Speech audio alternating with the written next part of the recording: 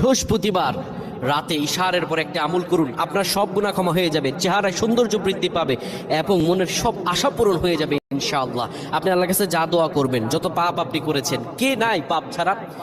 প্রিয় ভাইরা আমার, আপনি আমলটি শেয়ার করে দিবেন। আপনি আমল না করে সওয়াব পেতে পারেন। সেটি কিভাবে জানেন? রাসূল সাল্লাল্লাহু আলাইহি ওয়াসাল্লাম বলেন, বাল্লিগু আন্নি ওয়ালাউ আয়া।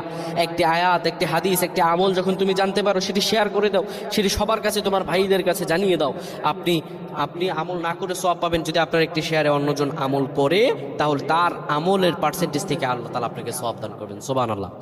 বৃহস্পতিবার ইশার নামাজের পরে আপনি কিবলামুখী হয়ে যাবেন। রাসূলুল্লাহর শিখানো আমল, সে আমলটি হলো, নবীজি সাল্লাল্লাহু আলাইহি সাল্লাম বলেন, ইশারের পরে যে ব্যক্তি সূরাতুল মুলক তেলাওয়াত করবে, এই সূরাতুল মুলক তেলাওয়াত করার কারণে আল্লাহ রাব্বুল আলামিন তার গুনাহগুলো ক্ষমা করে দিবেন এবং কবরের মধ্যে তার আমলগুলো হবে একটা পাখির মতো, একটা পাখির মতো হবে।